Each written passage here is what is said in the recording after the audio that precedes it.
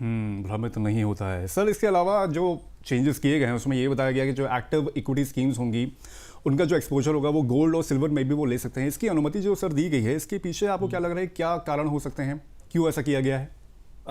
देखिए, मुझे लगता है इसके पीछे दो तीन महत्वपूर्ण कारण है। सबसे पहला महत्वपूर्ण कारण ये है कि अगर आप देखें पिछले 2 साल में, स्पेशली अगर हम देखें सितंबर 2024 से मार्केट बहुत वॉलेटाइल रहा है, ठीक है। और because of geopolitical event, because of many other factors, corporate earnings में कम होना वगैरह वगैरह वगैरह।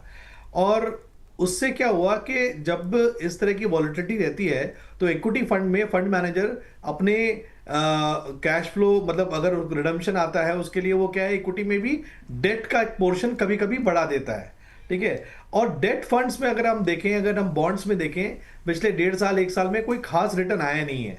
और अगर हम उसी इसी पीरियड में देखें 1.5 साल में, गोल्ड और सिल्वर ने एज एन एसेट क्लास काफी अच्छा रिटर्न दिया है।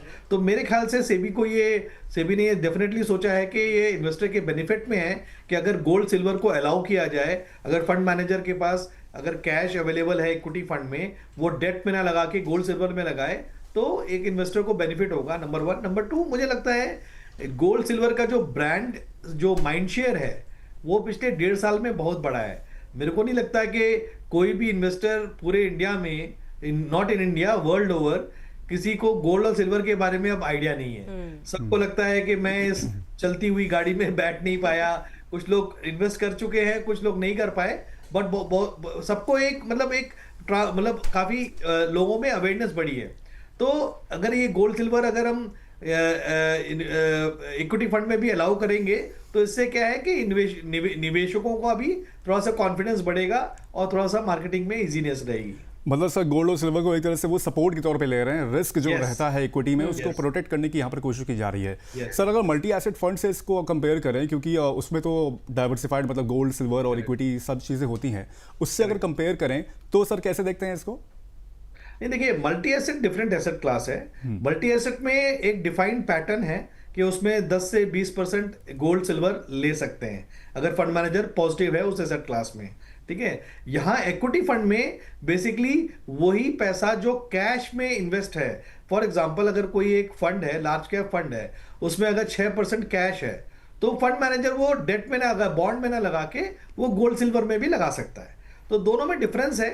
इक्विटी फंड में रिटर्न आएगा बिकॉज ऑफ इक्विटी मूवमेंट, और मल्टी एसेट में रिटर्न आएगा because of gold silver movement and equity movement. Sir कोई थ्रेशोल्ड भी रखा जाएगा इसमें गोल्ड और सिल्वर में, मतलब जब ये लोग उसमें निवेश करेंगे, एक्टिव स्कीम जो गोल्ड और सिल्वर में एक्सपोजर लेंगी, कोई एक थ्रेशोल्ड लिमिट रखी जाएगी 10% या 15% की, कितनी भी उसमें कर सकते हैं depending upon the market conditions? नहीं, depending on the market condition.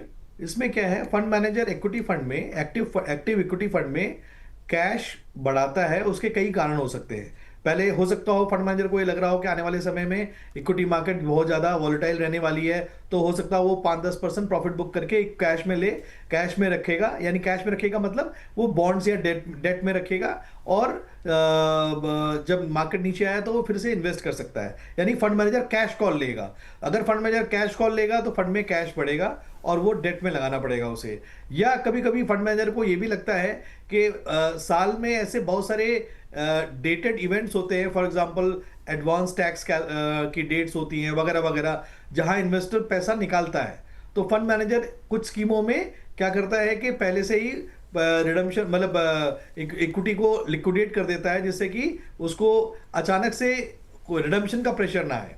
तो ऐसी स्थितियों में जब कैश लेवल इक्विटी मार्केट में इक्विटी फंड में बढ़ेगा, वो फंड वो गोल्ड सिल्वर में भी फंड मैनेजर लगा सकता है।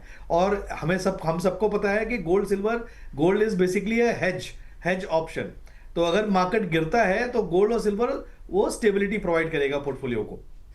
ठीक है सर। ये मैं जानना चाह रही थी, हालांकि अभिषेक जी ने काफ़ी इस पर विस्तार से आपसे चर्चा कर ली है कि हाइब्रिड फंड्स में क्या कुछ फ़र्क होगा, और गोल्ड सिल्वर क्योंकि अब इक्विटी में ही शामिल कर लिए गए हैं तो फिर क्या कुछ और फर्क होगा? सर इन्वेट्स को लेकर भी कहा जा रहा था, जैसे कि मैंने आज देखा जो चेंजेस हुए हैं इन्वेट्स पर, सर क्या कुछ चेंजेस बताए गए हैं सेबी की तरफ से? पहले रीट्स को तो शामिल कर ही लिया था 2025 में इक्विटी में, अब इन्वेट्स पर सर क्या कुछ बदलाव आया? और एक चीज और कि क्योंकि सर अब गोल्ड सिल्वर को भी इक्विटी में शामिल कर लिया है, इन्वेट्स पर भी एक इंक्लूड उनको भी करा जा रहा है, तो सर इससे एक ग्राउंड लेवल पर रिटेल निवेशक के हिसाब से जो डाइवर्सिफिकेशन है, क्या जो डाइवर्सिफिकेशन की स्ट्रैटेजी है वो उसके लिए इजी बन जाएगी इन तमाम चेंजेस के बाद, या फिर और ज्यादा कंफ्यूजिंग या फिर मुश्किल हो जाएगी?